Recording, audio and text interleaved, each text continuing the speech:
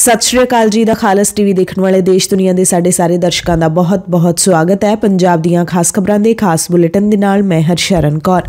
अज 12 जनवरी है, दिन बुधवार है। खबरां दे विस्तार तो पहलां तुहानूं कुछ खास ते वड्डियां खबरां दस दिंदे हां ते पंजाब दीयां खबरां दे विच हुण सिर्फ ते सिर्फ सियासी गल्लां ने, क्योंकि वोटां पैण वालियां ने ते हुण सियासतदानां दीयां जिहड़ियां सरगर्मियां ने, लोकां दे मुद्दे ने, ओही हुण खबरां दे विच मोहरी रहणगे। पंजाब की गल करन तो पहला यूपी की एक अपडेट तुहानूं दस दिंदे हां, जिथे चोणां तो पहला बीजेपी नूं वड्डा झटका लग्या है।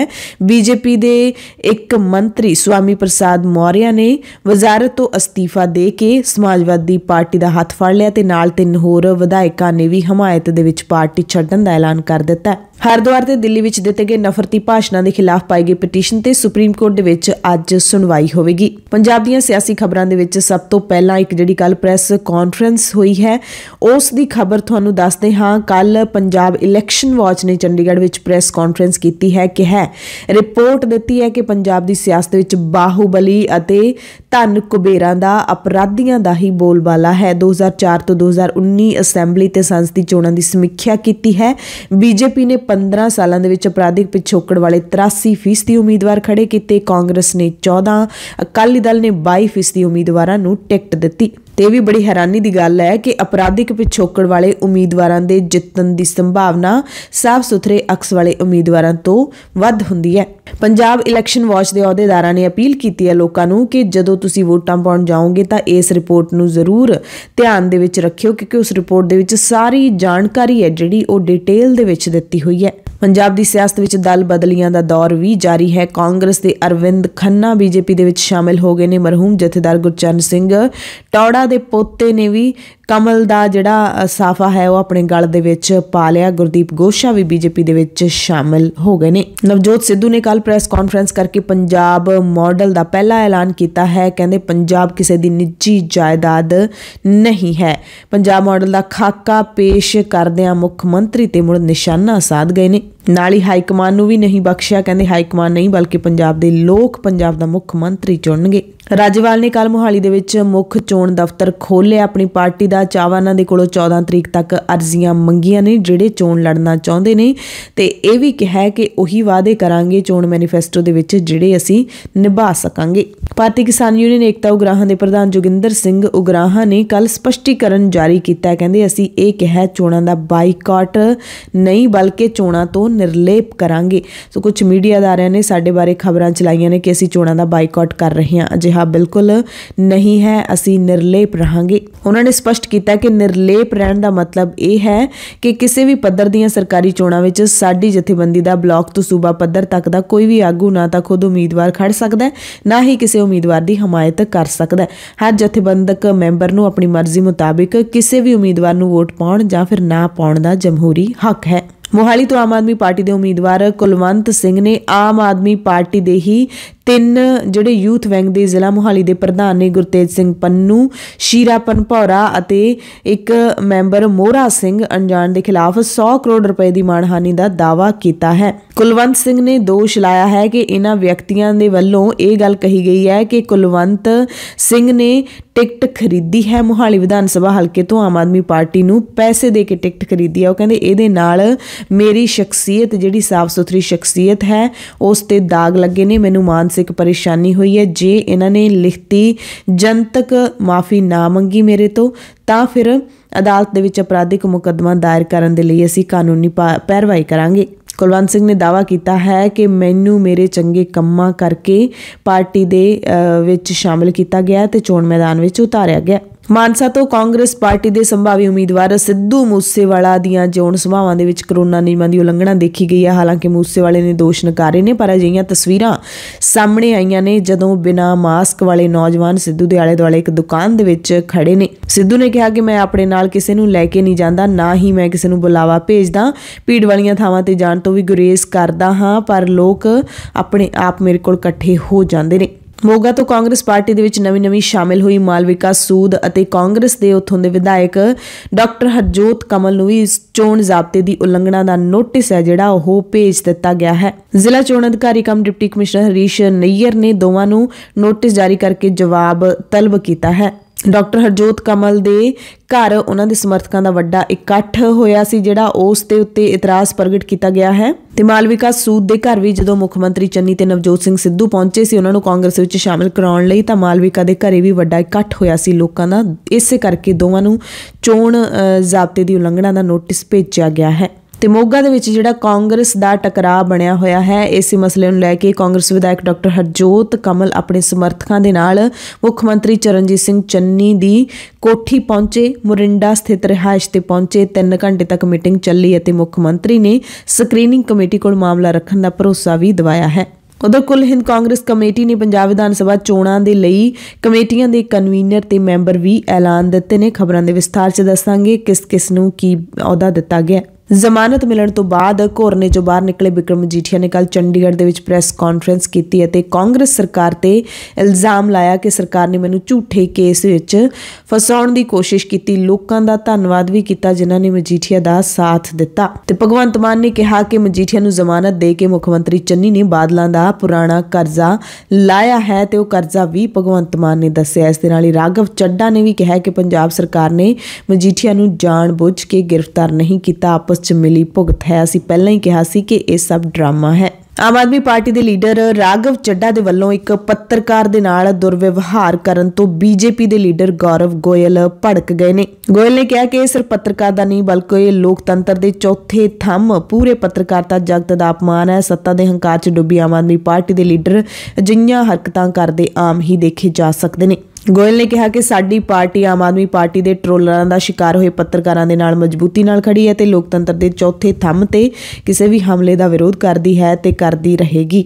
ਰਾਘਵ ਚੱਡਾ ਨੇ 2 ਦਿਨ ਪਹਿਲਾਂ ਪ੍ਰੈਸ ਕਾਨਫਰੰਸ ਦੇ ਵਿੱਚ ਕਿਵੇਂ ਇੱਕ ਪੱਤਰਕਾਰ ਦੇ ਨਾਲ ਵਿਵਹਾਰ ਕੀਤਾ ਸੀ, ਉਹ ਵੀਡੀਓ ਤੁਸੀਂ ਦੁਬਾਰਾ ਦੇਖ ਲਓ। ਤੇ ਚੱਡਾ ਦੀ ਇਸ ਹਰਕਤ ਤੇ ਲੋਕ ਕਾਫੀ ਲਾਹਨਤਾਂ ਪਾ ਰਹੇ ਨੇ। ਅਮਰੀਕਾ ਤੋਂ ਖਬਰ ਹੈ ਜਿੱਥੋਂ ਦੇ ਸੂਬੇ ਨਿਊ ਜਰਸੀ ਦੀ ਸੈਨੇਟ ਦੇ ਵੱਲੋਂ ਮਤਾ ਪਾਸ ਕਰਕੇ ਨਵੰਬਰ 1984 ਸਿੱਖ ਕਤਲੇਆਮ ਨੂੰ ਸਿੱਖ ਨਸਲਕੁਸ਼ੀ ਦੇ ਵਜੋਂ ਮਾਨਤਾ ਦਿੰਦਿਆਂ ਇਸ ਘਟਨਾ ਦੀ ਨਿਖੇਧੀ ਕੀਤੀ ਗਈ ਹੈ। ਇਸ ਸੰਬੰਧੀ ਮਤਾ ਸੈਨੇਟਰ ਸਟੀਫਨ ਐਮ ਸਵੀਨੇ ਦੇ ਵੱਲੋਂ ਪੇਸ਼ ਕੀਤਾ ਗਿਆ ਸੀ। ਅਮਰੀਕਨ ਸਿੱਖ ਗੁਰਦੁਆਰਾ ਪ੍ਰਬੰਧਕ ਕਮੇਟੀ, ਅਮਰੀਕਨ ਸਿੱਖ ਕਾਕਸ ਕਮੇਟੀ, ਸਿੱਖ ਕੋਆਰਡੀਨੇਸ਼ਨ ਕਮੇਟੀ, ਈਸਟ ਕੋਸਟ ਦੇ ਆਗੂਆਂ ਡਾਕਟਰ ਪ੍ਰਿਤਪਾਲ ਸਿੰਘ, ਯਾਦਵਿੰਦਰ ਸਿੰਘ ਸਮੇਤ ਸਾਰਿਆਂ ਨੇ ਇਸ ਮਤੇ ਦੀ ਸ਼ਲਾਘਾ ਕੀਤੀ ਹੈ। ਇਸ ਨੂੰ ਹੁਣ ਅਮਰੀਕਾ ਦੇ ਰਾਸ਼ਟਰਪਤੀ, ਉਪ ਰਾਸ਼ਟਰਪਤੀ ਤੇ ਚੁਣੇ ਹੋਏ ਸੈਨੇਟ ਮੈਂਬਰਾਂ ਨੂੰ ਭੇਜਿਆ ਜਾਵੇਗਾ। ਜਾਣਕਾਰੀ ਮਿਲੀ ਹੈ ਕਿ ਸੈਨੇਟਰ ਸਟੀਫਨ ਐਮ ਸਵੀਨੇ ਦੇ ਵੱਲੋਂ ਪੇਸ਼ ਕੀਤੇ ਗਏ ਇਸ ਮਤੇ ਨੂੰ ਬਿਨਾਂ ਵਿਰੋਧ ਪ੍ਰਵਾਨਗੀ ਦਿੱਤੀ ਗਈ। ਸੈਨੇਟ ਦੇ ਵਿੱਚ ਹਾਜ਼ਰ ਹਿੰਦੂ ਸੈਨੇਟ ਮੈਂਬਰ ਵਿਨੂ ਗੋਪਾਲ ਨੇ ਵੀ ਇਸ ਦੇ ਹੱਕ ਵਿੱਚ ਵੋਟ ਪਾਈ। ਇਸ ਤੋਂ ਪਹਿਲਾਂ ਕੈਲੀਫੋਰਨੀਆ ਸੂਬੇ ਦੀ ਸਰਕਾਰ ਨੇ ਵੀ 16 ਅਪ੍ਰੈਲ 2015 ਨੂੰ 84 ਕਤਲੇਆਮ ਨੂੰ ਸਿੱਖ ਨਸਲਕੁਸ਼ੀ ਕਰਾਰ ਦਿੱਤਾ ਸੀ। 17 ਅਕਤੂਬਰ 2018 ਦੇ ਵਿੱਚ ਪੈਨਸਿਲਵੇਨੀਆ ਦੀ ਜਨਰਲ ਅਸੈਂਬਲੀ ਦੇ ਵਿੱਚ ਵੀ ਮਤਾ ਪਾਸ ਕੀਤਾ ਗਿਆ ਸੀ।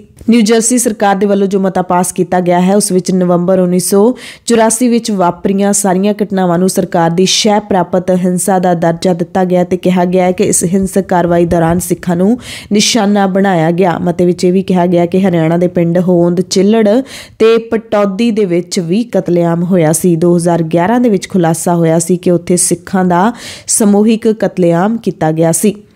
ਮਤੇ ਵਿੱਚ ਸ਼ਾਮਿਲ ਹੈ ਕਿ ਇਹਨਾਂ ਘਟਨਾਵਾਂ ਤੋਂ ਪੀੜਤ ਕਈ ਸਿੱਖ ਪ੍ਰਵਾਸ ਕਰਕੇ ਅਮਰੀਕਾ ਆ ਗਏ ਸਨ। ਉਹਨਾਂ ਨੇ ਮੁਲਕ ਅਤੇ ਨਿਊ ਜਰਸੀ ਦੇ ਵਿਕਾਸ ਲਈ ਅਹਿਮ ਯੋਗਦਾਨ ਪਾਇਆ। ਸੋ ਕਈ ਮੁਲਕਾਂ ਦੇ ਵਿੱਚ ਅਜਿਹੇ ਮਤੇ ਪਾਸ ਕੀਤੇ ਗਏ ਨੇ ਜਿਹੜੇ ਕਿ 1984 ਦੇ ਸਿੱਖ ਕਤਲੇਆਮ ਨੂੰ ਸਿੱਖ ਨਸਲਕੁਸ਼ੀ ਦਾ ਦਰਜਾ ਦਿੰਦੇ ਨੇ, ਪਰ ਭਾਰਤ ਮੁਲਕ ਦੇ ਵਿੱਚ ਹਾਲੇ ਤੱਕ ਸਿੱਖਾਂ ਦੇ ਇਸ ਅੰਨ੍ਹੇਵਾਹ ਹੋਏ ਕਤਲੇਆਮ ਨੂੰ ਨਸਲਕੁਸ਼ੀ ਦਾ ਦਰਜਾ ਨਹੀਂ ਦਿੱਤਾ ਗਿਆ। ਨਸਲਕੁਸ਼ੀ ਦਾ ਮਤਲਬ ਹੁੰਦਾ ਹੈ ਜਦੋਂ ਕਿਸੇ ਇੱਕ ਫਿਰਕੇ ਦੇ ਲੋਕਾਂ ਨੂੰ, ਇੱਕ ਕੌਮ ਦੇ ਲੋਕਾਂ ਨੂੰ ਖਤਮ ਕਰਨ ਦਾ ਠਾਣ ਕੇ ਉਹਨਾਂ ਨੂੰ ਕਤਲ ਕੀਤਾ ਜਾਵੇ। ਪੰਜਾਬ ਦੇ ਬਹੁਤ ਚਰਚਿਤ ਵਜ਼ੀਫਾ ਘੁਟਾਲੇ ਦੇ ਨਾਲ ਜੁੜੀ ਇੱਕ ਖਬਰ ਸਾਹਮਣੇ ਆਈ ਹੈ ਜਿਸ ਨੂੰ ਸੁਣ ਕੇ ਕਾਂਗਰਸ ਸਰਕਾਰ ਦੇ ਇੱਕ ਹੋਰ ਕਾਲੇ ਕਾਰਨਾਮੇ ਦਾ ਪਰਦਾਫਾਸ਼ ਹੁੰਦਾ ਹੈ। ਕਾਂਗਰਸ ਸਰਕਾਰ ਨੇ ਚੁੱਪ-ਚੁਪੀਤੇ ਚੋਣ ਜ਼ਾਬਤੇ ਤੋਂ ਪਹਿਲਾਂ ਕਥਿਤ ਵਜ਼ੀਫਾ ਘੁਟਾਲਾ ਕਰਨ ਵਾਲੇ ਦਰਜਨਾਂ ਵਿਦਿਅਕ ਅਦਾਰਿਆਂ ਨੂੰ ਮਾਫ ਕਰ ਦਿੱਤਾ ਹੈ ਜਿਨ੍ਹਾਂ ਤੇ ਹੁਣ ਪੁਲਿਸ ਕੇਸ ਦਰਜ ਨਹੀਂ ਹੋਵੇਗਾ। 1 ਜਨਵਰੀ ਨੂੰ ਹੋਈ ਕੈਬਨਿਟ ਬੈਠਕ ਵਿੱਚ ਅਜਿਹੇ ਵਿਦਿਅਕ ਅਦਾਰਿਆਂ ਨੂੰ ਪੁਲਿਸ ਕਾਰਵਾਈ ਤੋਂ ਛੋਟ ਦੇ ਦਿੱਤੀ ਗਈ, ਪਰ ਇਸ ਦੀ ਭਿਣਕ ਮੀਡੀਆ ਤੱਕ ਨੂੰ ਵੀ ਨਹੀਂ ਪੈਣ ਦਿੱਤੀ ਗਈ। ਉਹਨਾਂ ਵਿਦਿਅਕ ਅਦਾਰਿਆਂ ਨੂੰ ਛੋਟ ਦਿੱਤੀ ਗਈ ਹੈ ਜਿਨ੍ਹਾਂ ਤੋਂ ਸਰਕਾਰ ਨੇ 9% ਪੀਨਲ ਵਿਆਜ ਸਮੇਤ ਰਿਕਵਰੀ ਵਸੂਲ ਲਈ ਹੈ। ਇਸ ਮਾਮਲੇ ਨੂੰ ਪੂਰੀ ਤਰ੍ਹਾਂ ਗੁਪਤ ਰੱਖਿਆ ਗਿਆ। ਇਸ ਬਾਰੇ ਮਹਿਕਮੇ ਵੱਲੋਂ ਕੋਈ ਏਜੰਡਾ ਵੀ ਨਹੀਂ ਭੇਜਿਆ ਗਿਆ, ਪਰ ਫਿਰ ਵੀ ਆਪਣੇ ਪੱਧਰ ਤੇ ਕੈਬਨਿਟ ਨੇ ਫੈਸਲਾ ਲੈ ਲਿਆ। ਪੰਜਾਬ ਕੈਬਨਿਟ ਨੇ 31 ਮਈ 2018 ਨੂੰ ਪੋਸਟ ਮੈਟ੍ਰਿਕ ਵਜ਼ੀਫਾ ਸਕੀਮ ਬਾਰੇ ਫੈਸਲਾ ਲਿਆ ਸੀ ਕਿ ਜਿਨ੍ਹਾਂ ਅਦਾਰਿਆਂ ਵੱਲ 50 ਲੱਖ ਤੋਂ ਵੱਧ ਦੀ ਇਤਰਾਜ਼ਯੋਗ ਰਾਸ਼ੀ ਕੱਢੀ ਗਈ ਹੈ ਉਹਨਾਂ ਖਿਲਾਫ ਕਾਰਵਾਈ ਕੀਤੀ ਜਾਵੇ। ਪੰਜਾਬ ਸਰਕਾਰ ਵੱਲੋਂ 50 ਲੱਖ ਤੋਂ ਵੱਧ ਰਾਸ਼ੀ ਵਾਲੇ 70 ਅਦਾਰਿਆਂ ਦੀ ਸ਼ਨਾਖਤ ਕੀਤੀ ਗਈ ਸੀ, ਜਿਨ੍ਹਾਂ ਵਿੱਚ ਸਪੈਸ਼ਲ ਆਡਿਟ ਦੌਰਾਨ 101 ਕਰੋੜ 51 ਲੱਖ ਦੀ ਰਾਸ਼ੀ ਬਕਾਇਆ ਪਾਈ ਗਈ ਤੇ ਮੁੱਖ ਮੰਤਰੀ ਦੇ ਹੁਕਮਾਂ ਤੇ ਮੁੜ ਰਿਵਿਊ ਕਰਨ ਤੋਂ ਬਾਅਦ ਇਹ ਰਾਸ਼ੀ ਘਟ ਕੇ 56 ਕਰੋੜ 64 ਲੱਖ ਰੁਪਏ ਬਕਾਇਆ ਰਹਿ ਗਈ ਸੀ ਤੇ ਜਾਣਕਾਰੀ ਮਿਲੀ ਹੈ ਕਿ ਵਜ਼ੀਫਾ ਰਾਸ਼ੀ ਵਿੱਚ ਗੜਬੜੀ ਕਰਨ ਵਾਲੇ 70 ਵਿਦਿਅਕ ਅਦਾਰਿਆਂ ਵਿੱਚੋਂ 34 ਅਦਾਰਿਆਂ ਨੇ ਸਮੇਤ ਵਿਆਜ ਇਹ ਰਾਸ਼ੀ ਸਰਕਾਰ ਨੂੰ ਵਾਪਸ ਮੋੜ ਦਿੱਤੀ ਹੈ, ਜਦਕਿ 25 ਕਰੋੜ 23 ਲੱਖ ਦੀ ਰਾਸ਼ੀ ਹਾਲੇ ਵੀ ਬਕਾਇਆ ਖੜੀ ਹੈ। ਸੂਤਰ ਦੱਸਦੇ ਨੇ ਕਿ ਪ੍ਰਾਈਵੇਟ ਅਦਾਰਿਆਂ ਦੇ ਦਬਾਅ ਤੋਂ ਬਾਅਦ ਸਰਕਾਰ ਨੇ ਇਹਨਾਂ ਅਦਾਰਿਆਂ ਨੂੰ ਪੁਲਿਸ ਕੇਸ ਤੋਂ ਮੁਕਤ ਕਰ ਦਿੱਤਾ ਹੈ। ਮੁੱਖ ਮੰਤਰੀ ਚਰਨਜੀਤ ਸਿੰਘ ਚੰਨੀ ਇਹਨਾਂ ਅਦਾਰਿਆਂ ਵਿੱਚ ਸ਼ਾਮਿਲ 2 ਪ੍ਰਾਈਵੇਟ ਯੂਨੀਵਰਸਿਟੀਆਂ ਦੇ ਸਮਾਗਮਾਂ ਵਿੱਚ ਵੀ 2-2 ਵਾਰੀ ਸ਼ਾਮਿਲ ਹੋ ਚੁੱਕੇ ਨੇ। ਮੋਹਾਲੀ ਜ਼ਿਲ੍ਹੇ ਦੀ ਇੱਕ ਨਾਮੀ ਪ੍ਰਾਈਵੇਟ ਯੂਨੀਵਰਸਿਟੀ ਵੱਲ ਵਜ਼ੀਫਾ ਸਕੀਮ ਦੇ ਸਪੈਸ਼ਲ ਆਡਿਟ ਵਿੱਚ 23 ਕਰੋੜ 43 ਲੱਖ ਦੀ ਰਾਸ਼ੀ ਨਿਕਲੀ ਸੀ, ਜੋ ਰਿਵਿਊ ਕਰਨ ਤੋਂ ਬਾਅਦ ਘਟ ਕੇ ਸਿਰਫ 3 ਕਰੋੜ 8 ਲੱਖ ਰਹਿ ਗਈ ਹੈ। ਇਸੇ ਤਰ੍ਹਾਂ ਜਲੰਧਰ ਦੀ ਇੱਕ ਨਾਮੀ ਪ੍ਰਾਈਵੇਟ ਯੂਨੀਵਰਸਿਟੀ ਵੱਲ ਸਪੈਸ਼ਲ ਆਡਿਟ ਵਿੱਚ 7 ਕਰੋੜ 23 ਲੱਖ ਦੀ ਰਾਸ਼ੀ ਨਿਕਲੀ ਸੀ, ਜਿਹੜੀ ਰਿਵਿਊ ਤੋਂ ਬਾਅਦ ਸਿਰਫ 3 ਕਰੋੜ 42 ਲੱਖ ਰਹਿ ਗਈ ਹੈ। ਸੋ ਪੰਜਾਬ ਸਰਕਾਰ ਨੇ ਚੋਣ ਜ਼ਾਬਤੇ ਤੋਂ ਪਹਿਲਾਂ ਹੀ ਚੁੱਪ-ਚਪੀਤੇ ਫੈਸਲਾ ਲੈ ਲਿਆ ਸੀ ਤੇ ਨਿੱਜੀ ਯੂਨੀਵਰਸਿਟੀਆਂ ਨੂੰ ਵੱਡੀ ਰਾਹਤ ਦਿੱਤੀ ਗਈ ਹੈ। ਇਸ ਦੇ ਵਿੱਚ ਸਰਕਾਰ ਨੂੰ ਕੀ ਫਾਇਦਾ ਹੋਣਾ ਹੈ ਜਾਂ ਫਿਰ ਮੰਤਰੀਆਂ ਨੂੰ ਨਿੱਜੀ ਪੱਧਰ ਤੇ ਕੀ ਫਾਇਦਾ ਹੋਣਾ ਹੈ, ਇਹ ਤੁਸੀਂ ਆਪ ਹੀ ਸੋਚੋ। ਭਾਰਤ ਦੀਆਂ ਵੱਖ-ਵੱਖ ਜੇਲ੍ਹਾਂ ਦੇ ਵਿੱਚ ਬੰਦ ਬੰਦੀ ਸਿੰਘਾਂ ਦੀ ਰਿਹਾਈ ਦੇ ਲਈ ਸ਼੍ਰੀ ਫਤਿਹਗੜ੍ਹ ਸਾਹਿਬ ਤੋਂ ਮੋਹਾਲੀ ਤੱਕ ਕੱਲ ਇਨਸਾਫ ਮਾਰਚ ਕੱਢਿਆ ਗਿਆ। ਸਿੱਖਾਂ ਦੇ ਮਸਲਿਆਂ ਦੀ ਪੈਰਵਾਈ ਕਰਨ ਵਾਲੀ ਸੁਪਰੀਮ ਕਮੇਟੀ ਅਕਾਲ ਯੂਥ ਜਥੇਬੰਦੀ ਦੇ ਕਾਰਕੁਨਾਂ ਦੇ ਵੱਲੋਂ ਭਾਈ ਜਗਤਾਰ ਸਿੰਘ ਹਵਾਰਾ ਕਮੇਟੀ ਦੀ ਅਗਵਾਈ ਦੇ ਵਿੱਚ ਪੰਜਾਬ ਸਮੇਤ ਦੇਸ਼ ਦੀਆਂ ਵੱਖ-ਵੱਖ ਜੇਲ੍ਹਾਂ ਦੇ ਵਿੱਚ ਬੰਦ ਸਿੰਘਾਂ ਦੀ ਰਿਹਾਈ ਸੰਬੰਧੀ ਪੰਜਾਬ ਦੇ ਰਾਜਪਾਲ ਹਾਊਸ ਵੱਲ, ਪੰਜਾਬ ਦੇ ਗਵਰਨਰ ਹਾਊਸ ਵੱਲ ਕੂਚ ਕੀਤਾ ਗਿਆ, ਪਰ ਸਾਹਿਬਜ਼ਾਦਾ ਅਜੀਤ ਸਿੰਘ ਨਗਰ ਪੁਲਿਸ ਨੇ ਉਹਨਾਂ ਨੂੰ ਰਾਹ ਦੇ ਵਿੱਚ ਹੀ ਰੋਕ ਲਿਆ। ਇਹ ਮਾਰਚ ਸ਼੍ਰੀ ਫਤਿਹਗੜ੍ਹ ਸਾਹਿਬ ਦੇ ਇਤਿਹਾਸਿਕ ਗੁਰਦੁਆਰਾ ਜੋਤੀ ਸਰੂਪ ਤੋਂ ਆਰੰਭ ਹੋਇਆ। ਅਰਦਾਸ ਕਰਨ ਤੋਂ ਬਾਅਦ ਦੁਪਹਿਰੇ ਸ਼ੁਰੂ ਹੋਇਆ ਤੇ ਸ਼ਾਮ ਤੱਕ ਇਹ ਮਾਰਚ ਮੋਹਾਲੀ ਪਹੁੰਚਿਆ। ਕਾਫਲੇ ਨੇ ਇੱਥੋਂ ਪੰਜਾਬ ਰਾਜਪਾਲ ਨੂੰ ਮੰਗ ਪੱਤਰ ਦੇਣ ਲਈ ਚੰਡੀਗੜ੍ਹ ਵੱਲ ਕੂਚ ਕੀਤਾ, ਪਰ ਮੋਹਾਲੀ ਪੁਲਿਸ ਨੇ ਬੈਰੀਕੇਡ ਲਾ ਕੇ ਵਾਈਪੀਐਸ ਚੌਂਕ ਤੇ ਹੀ ਇਹਨਾਂ ਨੂੰ ਰੋਕ ਲਿਆ। ਜਥੇਬੰਦੀ ਦੇ ਕਾਰਕੁਨ ਜੈਕਾਰੇ ਛੱਡਦੇ ਅੱਗੇ ਵਧੇ, ਪਰ ਕਾਫਲੇ ਨੂੰ ਮੋਹਾਲੀ ਚੰਡੀਗੜ੍ਹ ਦੀ ਸਾਂਝੀ ਹੱਦ ਤੇ ਯੂਟੀ ਪੁਲਿਸ ਨੇ ਬੈਰੀਕੇਡ ਲਾ ਕੇ ਰੋਕ ਲਿਆ ਸੀ। ਸਿਰਫ 10 ਮੈਂਬਰੀ ਵਫਦ ਨੂੰ ਗਵਰਨਰ ਹਾਊਸ ਤੱਕ ਜਾਣ ਦੀ ਇਜਾਜ਼ਤ ਦਿੱਤੀ ਗਈ। 10 ਮੈਂਬਰੀ ਵਫਦ ਨੇ ਰਾਜਪਾਲ ਨੂੰ ਜਾ ਕੇ ਮੰਗ ਪੱਤਰ ਸੌਂਪਿਆ ਤਾਂ ਰਾਜਪਾਲ ਨੇ 3 ਸਿੱਖ ਕੈਦੀਆਂ ਨੂੰ ਰਿਹਾ ਕਰਨ ਦਾ ਭਰੋਸਾ ਵੀ ਦਿੱਤਾ ਹੈ। ਉਹਨਾਂ ਕਿਹਾ ਕਿ ਸਾਬਕਾ ਮੁੱਖ ਮੰਤਰੀ ਬੇਅੰਤ ਸਿੰਘ ਕਤਲ ਮਾਮਲੇ ਵਿੱਚ ਨਾਮਜ਼ਦ ਅਤੇ ਬੁੜੈਲ ਜੇਲ੍ਹ ਵਿੱਚ ਨਜ਼ਰਬੰਦ 3 ਸਿੱਖ ਕੈਦੀਆਂ ਭਾਈ ਸ਼ਮਸ਼ੇਰ ਸਿੰਘ, ਭਾਈ ਗੁਰਮੀਤ ਸਿੰਘ ਤੇ ਭਾਈ ਲਖਵਿੰਦਰ ਸਿੰਘ ਨੂੰ ਛੇਤੀ ਰਿਹਾ ਕੀਤਾ ਜਾਵੇਗਾ ਤੇ ਬੰਦੀ ਸਿੰਘਾਂ ਦੀ ਰਿਹਾਈ ਦੇ ਲਈ ਕੱਢੇ ਗਏ ਇਸ ਮਾਰਚ ਦੇ ਵਿੱਚ ਵੱਡੀ ਗਿਣਤੀ ਵਿੱਚ ਨੌਜਵਾਨ ਸ਼ਾਮਿਲ ਹੋਏ। ਸਾਰਿਆਂ ਦੇ ਹੱਥਾਂ ਦੇ ਵਿੱਚ ਕੇਸਰੀ ਨਿਸ਼ਾਨ ਸਾਹਿਬ ਫੜੇ ਹੋਏ ਸਨ। ਮੋਟਰਸਾਈਕਲਾਂ, ਕਾਰਾਂ, ਟਰੱਕਾਂ, ਟਰਾਲੀਆਂ ਅਤੇ ਹੋਰ ਵਾਹਨਾਂ ਦੇ ਉੱਤੇ ਲੋਕ ਪੂਰੀ ਤਰ੍ਹਾਂ ਦੇ ਨਾਲ ਭਰ ਕੇ ਮੋਹਾਲੀ ਵੱਲ ਪਹੁੰਚੇ। ਸਾਰੇ ਵਾਹਨ ਨੇ ਜਿਹੜੇ ਉਹ ਨੱਕੋ ਨੱਕ ਭਰੇ ਦਿਖਾਈ ਦੇ ਰਹੇ ਸੀ। ਕੇਸਰੀ ਨਿਸ਼ਾਨ ਸਾਹਿਬ ਝੂਲ ਰਹੇ ਸੀ, ਜਕਾਰੇ ਨੇ ਜਿਹੜੇ ਉਹ ਗੁੰਜਾਏ ਜਾ ਰਹੇ ਸੀ ਅਤੇ ਪੋਸਟਰ ਲਾਏ ਹੋਏ ਸੀ। ਬੰਦੀ ਸਿੱਖ ਜਿਹੜੇ ਕਿ ਦਹਾਕਿਆਂ ਤੋਂ ਜੇਲ੍ਹਾਂ ਦੇ ਵਿੱਚ ਬੰਦ ਨੇ, ਉਹਨਾਂ ਦੇ ਪੋਸਟਰ ਵਾਹਨਾਂ ਦੇ ਉੱਤੇ ਲਾਉਂਦਿਆਂ ਬੰਦੀ ਸਿੰਘਾਂ ਦੀ ਰਿਹਾਈ ਦੀ ਮੰਗ ਕੀਤੀ ਗਈ। ਪੰਜਾਬ ਦੀਆਂ ਖਾਸ ਖਬਰਾਂ ਦੀ ਖਾਸ ਬੁਲੇਟਿਨ ਦੇ ਵਿੱਚ ਹੁਣ ਖਬਰਾਂ ਵਿਸਥਾਰ ਦੇ ਨਾਲ। ਪ੍ਰਧਾਨ ਮੰਤਰੀ ਨਰਿੰਦਰ ਮੋਦੀ ਦੀ ਜਿਹੜੀ 5 ਜਨਵਰੀ ਨੂੰ ਫਿਰੋਜ਼ਪੁਰ 'ਚ ਰੈਲੀ ਹੋਣੀ ਸੀ ਪਰ ਹੋ ਨਹੀਂ ਸਕੀ। ਪੰਜਾਬ ਆਏ ਸੀ ਪ੍ਰਧਾਨ ਮੰਤਰੀ ਪਰ ਖਾਲੀ ਹੱਥ ਵਾਪਸ ਚਲੇ ਗਏ ਸੀ। ਦਿਲ ਦੀਆਂ ਦਿਲ ਵਿੱਚ ਲੈ ਕੇ ਹੀ ਚਲੇ ਗਏ ਸੀ। ਉਸ ਦੀ ਖਬਰ ਆਪਾਂ ਦੱਸਦੇ ਹਾਂ। ਕੇਂਦਰੀ ਮੰਤਰੀ ਤੇ ਭਾਜਪਾ ਦੇ ਪੰਜਾਬ ਮਾਮਲਿਆਂ ਦੇ ਚੋਣ ਇੰਚਾਰਜ ਗਜੇਂਦਰ ਸਿੰਘ ਸ਼ੇਖਾਵਤ ਨੇ ਦਾਅਵਾ ਕੀਤਾ ਹੈ ਕਿ ਖਰਾਬ ਮੌਸਮ ਦੇ ਬਾਵਜੂਦ ਪ੍ਰਧਾਨ ਮੰਤਰੀ ਨਰਿੰਦਰ ਮੋਦੀ ਦੀ ਫਿਰੋਜ਼ਪੁਰ ਰੈਲੀ ਵਿੱਚ ਸ਼ਾਮਿਲ ਹੋਣ ਲਈ ਲੋਕਾਂ ਵਿੱਚ ਇੰਨਾ ਜ਼ਿਆਦਾ ਉਤਸ਼ਾਹ ਸੀ ਕਿ ਪੰਜਾਬ ਦੇ ਵਿੱਚ ਪਾਰਟੀ ਨੂੰ ਆਲੇ ਦੁਆਲੇ ਦੇ 4 ਸੂਬਿਆਂ ਤੋਂ 1000 ਵਾਧੂ ਬੱਸਾਂ ਮੰਗਵਾਉਣੀਆਂ ਪਈਆਂ ਸੀ। ਰਾਜਧਾਨੀ ਦੇ ਵਿੱਚ ਬੀਜੇਪੀ ਹੈੱਡਕੁਆਟਰ ਵਿੱਚ ਪੱਤਰਕਾਰਾਂ ਨੂੰ ਸੰਬੋਧਨ ਕਰਦੇ ਹੋਏ ਸ਼ੇਖਾਵਤ ਨੇ ਕਿਹਾ ਕਿ ਪੰਜਾਬ ਦੀ ਹਰ ਵਿਧਾਨ ਸਭਾ ਸੀਟ ਤੋਂ ਹਜ਼ਾਰਾਂ ਲੋਕ ਆਪਣੇ ਘਰਾਂ ਚੋਂ ਬਾਹਰ ਆਏ। ਮੈਂ ਆਪਣੇ ਇੰਨੇ ਲੰਬੇ ਸਿਆਸੀ ਜੀਵਨ ਦੇ ਵਿੱਚ ਕਹਿੰਦੇ ਕਦੇ ਨਹੀਂ ਦੇਖਿਆ ਕਿ ਜਦੋਂ ਮੌਸਮ ਇੰਨਾ ਖਰਾਬ ਹੋਵੇ, ਮੀਂਹ ਪੈਂਦਾ ਹੋਵੇ, ਧੁੰਦ ਛਾਈ ਹੋਵੇ, ਫਿਰ ਵੀ ਲੋਕ ਆਪਣੇ ਆਪ ਹੀ ਬੱਸਾਂ ਵਿੱਚ ਬਹਿਣ ਤੇ ਹਜ਼ਾਰਾਂ ਬੱਸਾਂ ਰਵਾਨਾ ਹੋਈਆਂ ਹੋਣ। ਕਹਿੰਦੇ ਪੰਜਾਬ ਦੀਆਂ ਬੱਸਾਂ ਤੋਂ ਇਲਾਵਾ ਹਿਮਾਚਲ, ਹਰਿਆਣਾ, ਰਾਜਸਥਾਨ ਤੇ ਜੰਮੂ ਤੋਂ 1000 ਖਾਲੀ ਬੱਸਾਂ ਸਾਨੂੰ ਮੰਗਵਾਉਣੀਆਂ ਪਈਆਂ ਸੀ। ਲੋਕ ਪੰਜਾਬ ਤੋਂ ਹੀ ਆਏ ਸੀ, ਵੱਡੀ ਗਿਣਤੀ ਵਿੱਚ ਆਏ ਸੀ। पर ਇੰਨੀ ਵੱਡੀ ਗਿਣਤੀ ਜਿਹੜੀ ਉਹ ਕਹਿੰਦੇ ਨੇ ਕਿ ਮੈਂ ਇਹਨੇ ਲੰਬੇ ਸਿਆਸੀ ਜੀਵਨ 'ਚ ਕਦੇ ਨਹੀਂ ਦੇਖਿਆ। ਉਹਨਾਂ ਦੇ ਕਹਿਣ ਦੇ ਮੁਤਾਬਿਕ ਸਾਨੂੰ ਜਾਂ ਤੁਹਾਨੂੰ ਸ਼ਾਇਦ ਇਹ ਤਸਵੀਰਾਂ ਨੇ ਜਿਹੜੀਆਂ ਰੈਲੀ ਦੀਆਂ ਨਹੀਂ ਲੱਭੀਆਂ, ਜਦੋਂ ਹਜ਼ਾਰਾਂ ਬੱਸਾਂ ਦੇ ਵਿੱਚ ਹਜ਼ਾਰ ਬੱਸਾਂ ਤਾਂ ਬਾਹਰੋਂ ਮੰਗਵਾਈਆਂ ਨੇ, ਉਹਨਾਂ ਦੇ ਵਿੱਚ ਬਹਿ ਕੇ ਜਿਹੜੇ ਲੋਕ ਆਏ ਸੀ ਉਹ ਆਖਿਰਕਾਰ ਕਿੱਥੇ ਰਹਿ ਗਏ ਕਿ ਕੁਰਸੀਆਂ ਤੇ ਬਹਿ ਨਹੀਂ ਸਕੇ, ਕਿਉਂਕਿ ਕੁਰਸੀਆਂ ਖਾਲੀ ਨੇ ਜਿਹੜੀਆਂ ਉਹ ਦਿਖ ਰਹੀਆਂ ਸੀ। ਇਹਦੇ ਵਿੱਚ ਕੋਈ ਅਤਕਥਨੀ ਨਹੀਂ ਹੈ ਕਿਉਂਕਿ ਬਹੁਤ ਸਾਰੇ ਲੋਕ ਉੱਥੋਂ ਲਾਈਵ ਟੈਲੀਕਾਸਟ ਦਿਖਾ ਰਹੇ ਸੀ। ਹੋ ਸਕਦਾ ਹੈ ਕਿ ਪ੍ਰਧਾਨ ਮੰਤਰੀ ਨਰਿੰਦਰ ਮੋਦੀ ਦੇ ਪਹੁੰਚਣ ਤੱਕ ਉਹਨਾਂ ਨੇ ਪਹੁੰਚਣਾ ਹੋਵੇ, ਕਿਉਂਕਿ ਪ੍ਰਧਾਨ ਮੰਤਰੀ ਮੋਦੀ ਜਦੋਂ ਵਿੱਚੋਂ ਹੀ ਅੱਧ ਵਿਚਾਲਿਓਂ ਵਾਪਸ ਚਲੇ ਗਏ ਸੀ, ਹੋ ਸਕਦਾ ਹੈ ਕਿ ਲੋਕ ਵੀ ਅੱਧ ਵਿਚਾਲਿਓਂ ਵਾਪਸ ਮੁੜ ਗਏ ਹੁਣ। ਇਹਦੇ ਵਿੱਚ ਕੋਈ ਦੋ ਰਾਏ ਨਹੀਂ ਹੈ, ਪਰ ਰੈਲੀ ਦੇ ਵਿੱਚ ਇੰਨੇ ਲੋਕ ਨਹੀਂ ਪਹੁੰਚੇ ਸੀ, ਇਹ ਸੱਚਾਈ ਹੈ। ਹੁਣ ਸਿਆਸਤ ਦੀਆਂ ਗੱਲਾਂ ਤੁਹਾਨੂੰ ਦੱਸਦੇ ਹਾਂ। ਪੰਜਾਬ ਦੇ ਵਿੱਚ ਚੋਣਾਂ ਨੇ ਜਿਹੜੀਆਂ ਹੁਣ ਬਿਲਕੁਲ ਅਨਾਉਂਸ ਹੋ ਚੁੱਕੀਆਂ ਨੇ, ਚੋਣਾਂ ਸਿਰ ਤੇ ਨੇ, ਥੋੜੇ ਦਿਨ ਬਾਕੀ ਰਹਿ ਗਏ ਨੇ, ਮਹਿਜ਼ 1 ਮਹੀਨਾ ਆਪਾਂ ਕਹਿ ਸਕਦੇ ਹਾਂ, ਕਿਉਂਕਿ 14 ਫਰਵਰੀ ਨੂੰ ਵੋਟਾਂ ਪੈਣੀਆਂ ਨੇ ਤੇ ਵਿੱਚ ਵਿਚਾਲੇ 30-32 ਦਿਨ ਨੇ ਜਿਹੜੇ ਉਹ ਰਹਿ ਗਏ ਨੇ। ਭਾਰਤੀ ਕਿਸਾਨ ਯੂਨੀਅਨ ਰਾਜੇਵਾਲ ਦੇ ਪ੍ਰਧਾਨ ਅਤੇ ਸੰਯੁਕਤ ਸਮਾਜ ਮੋਰਚਾ ਜਿਹੜੀ ਕਿਸਾਨਾਂ ਦੀ ਪੋਲੀਟੀਕਲ ਪਾਰਟੀ ਬਣਾਈ ਗਈ ਹੈ 22 ਕਿਸਾਨ ਜਥੇਬੰਦੀਆਂ ਦੇ ਵੱਲੋਂ, ਉਸ ਦੇ ਜਿਹੜੇ ਸੀਐਮ ਚਿਹਰੇ ਦੇ ਉਮੀਦਵਾਰ ਬਲਵੀਰ ਸਿੰਘ ਰਾਜੇਵਾਲ, ਉਹਨਾਂ ਨੇ ਸਾਹਿਬਜ਼ਾਦਾ ਅਜੀਤ ਸਿੰਘ ਨਗਰ ਮੋਹਾਲੀ ਦੇ ਫੇਜ਼ 7 ਦੀ ਮਾਰਕੀਟ ਦੇ ਵਿੱਚ ਮੁੱਖ ਦਫ਼ਤਰ ਖੋਲ ਕੇ ਚੋਣ ਸਰਗਰਮੀਆਂ ਤੇਜ਼ ਕਰ ਦਿੱਤੀਆਂ ਨੇ। ਰਾਜੇਵਾਲ ਨੇ ਕਿਹਾ ਕਿ ਪੰਜਾਬ ਦੇ ਵਿੱਚ 117 ਸੀਟਾਂ ਤੇ ਵਿਧਾਨ ਸਭਾ ਦੀਆਂ ਚੋਣਾਂ ਅਸੀਂ ਲੜਾਂਗੇ। 14 ਜਨਵਰੀ ਤੱਕ ਚੋਣ ਲੜਨ ਦੇ ਚਾਹਵਾਨ ਉਮੀਦਵਾਰਾਂ ਤੋਂ ਅਰਜ਼ੀਆਂ ਮੰਗੀਆਂ ਗਈਆਂ ਨੇ। ਕਾਫੀ ਅਰਜ਼ੀਆਂ ਕਹਿੰਦੇ ਸਾਨੂੰ ਮਿਲ ਵੀ ਚੁੱਕੀਆਂ ਨੇ, ਜਿਨ੍ਹਾਂ ਦੇ ਵਿੱਚ ਜ਼ਿਆਦਾਤਰ ਨੌਜਵਾਨ ਚਿਹਰੇ ਨੇ। ਕਈ ਥਾਵਾਂ ਤੇ ਸੀਨੀਅਰ ਸਿਟੀਜ਼ਨਾਂ ਨੇ ਵੀ ਚੋਣ ਲੜਨ ਦੀ ਇੱਛਾ ਪ੍ਰਗਟ ਕੀਤੀ ਹੈ। ਰਾਜੇਵਾਲ ਨੇ ਦੱਸਿਆ ਕਿ ਕਿਸਾਨੀ ਝੰਡੇ ਹੇਠ ਲੜਨ ਵਾਲੇ ਉਮੀਦਵਾਰਾਂ ਦੀ ਪਹਿਲੀ ਸੂਚੀ ਅਸੀਂ ਛੇਤੀ ਜਾਰੀ ਕਰ ਦਿਆਂਗੇ। ਆਉਂਦੇ ਹਫ਼ਤੇ ਚੋਣ ਮੈਨੀਫੈਸਟੋ ਵੀ ਜਾਰੀ ਕਰ ਦਿਆਂਗੇ। ਮੈਨੀਫੈਸਟੋ ਦੇ ਵਿੱਚ ਕਿਸਾਨਾਂ ਤੇ ਮੁਲਾਜ਼ਮ ਵਰਗ ਸਮੇਤ ਪੰਜਾਬ ਦੇ ਸਾਰੇ ਪੱਖ ਦੇ ਮੁੱਦੇ ਸ਼ਾਮਲ ਕੀਤੇ ਜਾਣਗੇ। ਰਾਜੇਵਾਲ ਨੇ ਸਪਸ਼ਟ ਕੀਤਾ ਕਿ ਸੂਬੇ ਦੇ ਲੋਕਾਂ ਨਾਲ ਅਸੀਂ ਸਿਰਫ ਉਹੀ ਵਾਅਦੇ ਕਰਾਂਗੇ ਜਿਨ੍ਹਾਂ ਨੂੰ ਅਸੀਂ ਪੂਰਾ ਕਰ ਸਕਾਂਗੇ। ਇਹ ਵੀ ਕਿਹਾ ਕਿ ਫਿਲਹਾਲ 32 ਦੇ ਵਿੱਚੋਂ 22 ਕਿਸਾਨ ਜਥੇਬੰਦੀਆਂ ਜਿਹੜੀਆਂ ਉਹ ਇਸ ਸਾਡੀ ਪਾਰਟੀ ਦੇ ਨਾਲ ਨੇ। ਬਾਕੀ ਜਥੇਬੰਦੀਆਂ ਵੀ ਕਹਿੰਦੇ ਸਾਡੇ ਪਰਿਵਾਰਕ ਮੈਂਬਰਾਂ ਵਾਂਗੂ ਨੇ, ਉਹਨਾਂ ਚੋਂ ਕਾਫੀ ਸਹਿਮਤ ਹੋ ਜਾਣਗੇ। ਹਾਲਾਂਕਿ ਇੱਕ ਦਿਨ ਪਹਿਲਾਂ ਹੀ ਉਗਰਾਹਾਂ ਜਥੇਬੰਦੀ ਉਹਨਾਂ ਨੇ ਸਪਸ਼ਟ ਤੌਰ ਤੇ ਬਾਈਕਾਟ ਕਰ ਦਿੱਤਾ ਹੈ, ਨਾ ਹੀ ਚੋਣ ਲੜਨਗੇ, ਨਾ ਹੀ ਕਿਸੇ ਸਿਆਸੀ ਪਾਰਟੀ ਨੂੰ ਹਮਾਇਤ ਦੇਣਗੇ। ਇਸ ਦੇ ਨਾਲ ਹੀ ਕਿਸਾਨ ਮਜ਼ਦੂਰ ਸੰਘਰਸ਼ ਕਮੇਟੀ ਉਹ ਵੀ ਆਪਣਾ ਸਪਸ਼ਟ ਐਲਾਨ ਕਰ ਚੁੱਕੀ ਹੈ। ਜਗਜੀਤ ਸਿੰਘ ਡੱਲੇਵਾਲ ਸਿੱਧੂਪੁਰ ਦੇ ਜਿਹੜੇ ਪ੍ਰਧਾਨ ਹੈਗੇ ਨੇ, ਉਹਨਾਂ ਨੇ ਵੀ ਸਪਸ਼ਟ ਕਰ ਦਿੱਤਾ ਹੈ। ਡਾਕਟਰ ਦਰਸ਼ਨਪਾਲ, ਸੁਰਜੀਤ ਸਿੰਘ ਫੂਲ ਜਿਹੜੇ BKU ਕ੍ਰਾਂਤੀਕਾਰੀ ਦੇ ਪ੍ਰਧਾਨ ਨੇ, ਸੋ ਬਹੁਤ ਸਾਰੀਆਂ ਜਥੇਬੰਦੀਆਂ ਉਹ ਐਲਾਨ ਕਰ ਚੁੱਕੀਆਂ ਨੇ ਕਿ ਅਸੀਂ ਚੋਣਾਂ ਨਹੀਂ ਲੜਨੀਆਂ, ਅਸੀਂ ਸੰਯੁਕਤ ਕਿਸਾਨ ਮੋਰਚੇ ਦੇ ਵਿੱਚ ਡਟੇ ਰਹਾਂਗੇ ਅਤੇ ਸਰਕਾਰ ਤੋਂ ਆਪਣੀਆਂ ਮੰਗਾਂ ਮਨਵਾਉਂਦੇ ਰਹਾਂਗੇ। ਮੋਰਚਾ ਇਸੇ ਤਰ੍ਹਾਂ ਕਾਇਮ ਰਹੇਗਾ।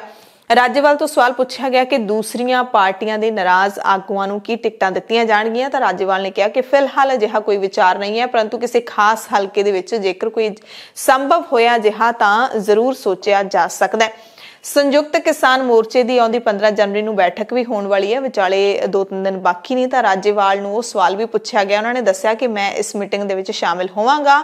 ਮੀਟਿੰਗ ਦੇ ਵਿੱਚ MSP ਕਿਸਾਨੀ ਕਰਜ਼ਿਆਂ ਸਮੇਤ ਕਿਸਾਨਾਂ ਦੀਆਂ ਹੋਰ ਜਾਇਜ਼ ਮੰਗਾਂ ਬਾਰੇ ਖੁੱਲ੍ਹ ਕੇ ਚਰਚਾ ਕੀਤੀ ਜਾਵੇਗੀ ਤੇ ਸੰਘਰਸ਼ੀ ਪ੍ਰੋਗਰਾਮ ਦੀ ਰੂਪਰੇਖਾ ਉਲੀਕੀ ਜਾਵੇਗੀ। ਹਾਲਾਂਕਿ ਕੁਝ ਦਿਨ ਪਹਿਲਾਂ ਸੰਯੁਕਤ ਕਿਸਾਨ ਮੋਰਚੇ ਦੇ ਲੀਡਰਾਂ ਨੇ ਜਦੋਂ ਇਹਨਾਂ ਨੇ ਪਾਰਟੀ ਬਣਾਈ ਸੀ ਤਾਂ ਉਦੋਂ ਜਗਜੀਤ ਸਿੰਘ ਡੱਲੇਵਾਲ ਅਤੇ ਹੋਰ ਜਿਹੜੇ ਰਾਕੇਸ਼ ਟਿਕੈਤ ਵਰਗੇ ਲੀਡਰ ਨੇ, ਉਹਨਾਂ ਨੇ ਬਿਆਨ ਜਾਰੀ ਕਰਕੇ ਕਿਹਾ ਸੀ ਮੋਰਚੇ ਦੇ ਵੱਲੋਂ ਕਿ 15 ਜਨਵਰੀ ਵਾਲੀ ਜਿਹੜੀ ਬੈਠਕ ਹੈ ਉਸ ਦੇ ਵਿੱਚ ਅਸੀਂ ਫੈਸਲਾ ਕਰਾਂਗੇ ਕਿ ਸਿਆਸੀ ਮੈਦਾਨ ਵਿੱਚ ਨਿਤਰਨ ਵਾਲੇ ਲੀਡਰ ਨੇ, ਜਿਹੜੇ ਕਿਸਾਨ ਲੀਡਰ, ਉਹ ਮੋਰਚੇ ਦਾ ਹਿੱਸਾ ਬਣੇ ਰਹਿਣਗੇ ਜਾਂ ਨਹੀਂ, ਇਹ ਉਦੋਂ ਡਿਸਾਈਡ ਹੋਣਾ ਹੈ। ਨਸ਼ਾ ਤਸਕਰੀ ਕੇਸ ਦੇ ਵਿੱਚ ਹਾਈ ਕੋਰਟ ਤੋਂ ਜ਼ਮਾਨਤ ਮਿਲਣ ਤੋਂ ਬਾਅਦ ਅਕਾਲੀ ਲੀਡਰ ਤੇ ਸਾਬਕਾ ਕੈਬਨਿਟ ਮੰਤਰੀ ਬਿਕਰਮ ਸਿੰਘ ਮਜੀਠੀਆ ਨੇ ਪੰਚਕੂਲਾ ਦੇ ਗੁਰਦੁਆਰਾ ਨਾਢਾ ਸਾਹਿਬ ਵਿਖੇ ਮੱਥਾ ਟੇਕਿਆ। ਦਸੰਬਰ ਦੇ ਵਿੱਚ ਕੇਸ ਦਰਜ ਹੋਇਆ ਸੀ ਤੇ ਰੂਪੋਸ਼ ਹੋਣ ਤੋਂ ਬਾਅਦ ਪਹਿਲੀ ਵਾਰੀ ਜਨਤਕ ਤੌਰ ਤੇ ਮਜੀਠੀਆ ਸਾਹਮਣੇ ਆਏ। ਪੰਜਾਬ ਤੇ ਹਰਿਆਣਾ ਹਾਈ ਕੋਰਟ ਨੇ ਸੋਮਵਾਰ ਨੂੰ ਮਜੀਠੀਆ ਨੂੰ ਅਗਾਊਂ ਜ਼ਮਾਨਤ ਦੇ ਦਿੱਤੀ ਸੀ ਅਤੇ ਅਗਲੀ ਸੁਣਵਾਈ ਤੱਕ ਮੁਲਕ ਨਾ ਛੱਡਣ ਦੀ ਚੇਤਾਵਨੀ ਵੀ ਦੇ ਦਿੱਤੀ ਹੈ। ਬੁੱਧਵਾਰ ਨੂੰ ਪੁਲਿਸ ਮੂਹਰੇ ਪੇਸ਼ ਹੋਣ ਨੂੰ ਵੀ ਕਿਹਾ। ਪੁਲਿਸ ਨੂੰ ਇਹ ਵੀ ਕਹਿ ਦਿੱਤਾ ਕਿ ਮਜੀਠੀਆ ਗ੍ਰਿਫਤਾਰ ਵੀ ਨਾ ਹੋਵੇ। ਸੋ ਨਸ਼ਾ ਤਸਕਰੀ ਕੇਸ ਦੇ ਵਿੱਚੋਂ ਜ਼ਮਾਨਤ ਮਿਲਣ ਤੋਂ ਬਾਅਦ ਬਿਕਰਮ ਮਜੀਠੀਆ ਨੇ ਪ੍ਰੈਸ ਕਾਨਫਰੰਸ ਵੀ ਕੀਤੀ। ਅਕਾਲੀ ਦਲ ਦਾ ਜਿਹੜਾ ਹੈੱਡ ਆਫਿਸ ਹੈ ਚੰਡੀਗੜ੍ਹ ਦੇ ਵਿੱਚ, ਉੱਥੇ ਪ੍ਰੈਸ ਕਾਨਫਰੰਸ ਰੱਖੀ ਤੇ ਸਭ ਤੋਂ ਅਹਿਮ ਸਵਾਲ ਮਜੀਠੀਆ ਤੋਂ ਜਦੋਂ ਮੀਡੀਆ ਨੇ ਪੁੱਛਿਆ ਕਿ ਮਜੀਠੀਆ ਇੰਨੇ ਦਿਨ ਕਿੱਥੇ ਲੁਕੇ ਰਹੇ, ਤਾਂ ਮਜੀਠੀਆ ਨੇ ਜੋ ਜਵਾਬ ਦਿੱਤਾ ਉਹ ਪਹਿਲਾਂ ਤੁਹਾਨੂੰ ਸੁਣਾਉਂਦੇ ਆ। ਜਿੱਥੇ ਰਹੇ ਨਜ਼ਾਰੇ 'ਚ ਰਹੇ ਰੱਬ ਦੇ, ਮਤਲਬ ਇਹ ਤੋਂ ਗਾਂ ਦਾ ਨਜ਼ਾਰਾ ਨਹੀਂ ਸੀ। ਮਤਲਬ ਜਿੰਨੇ ਰੱਬ ਦੇ ਨੇੜੇ ਮੈਨੂੰ ਕਰਤਾ ਨਾ ਇਹਨਾਂ ਬੰਦਿਆਂ ਨੇ, ਮੈਂ ਦੱਸ ਨਹੀਂ ਸਕਦਾ। ਗੁਰੂ ਸਾਹਿਬ ਦੀ ਐਡੀ ਕਿਰਪਾ ਬਖਸ਼ਿਸ਼ ਕਰਾਤੀ, ਮੈਂ ਤਾਂ ਇਹਨਾਂ ਦਾ ਵੀ ਕੋਟਨ ਕੋਟ ਧੰਨਵਾਦ।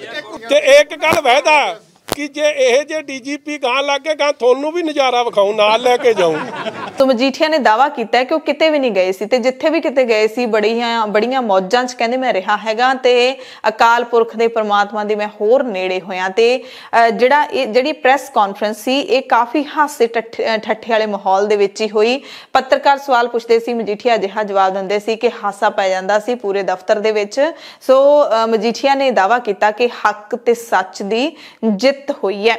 मजीठिया ने अपने ते भरोसा रखण वाले लोगों का धन्नवाद भी किया। कांग्रेस नूं जिहड़ा हैगा काफ़ी खिच्चिया मजीठिया ने, इल्जामां दी झड़ी लाउंदिआं कहा कि मैनूं फसाउण लई मुख मंत्री चरणजीत सिंह चन्नी, गृह मंत्री सुखजिंदर सिंह रंधावा ते विधायक जीरा ने पूरा जोर लाया सी। सरकार ने कानून दीआं धज्जियां उड़ा दित्तियां, पर कहंदे कि मैं हमेशा कानून दा सत्कार कीता। मेरा 9 साल पहलां जो स्टैंड सी अज भी उही है। सरकार नाल लड़ना बहुत औखा हुंदा है।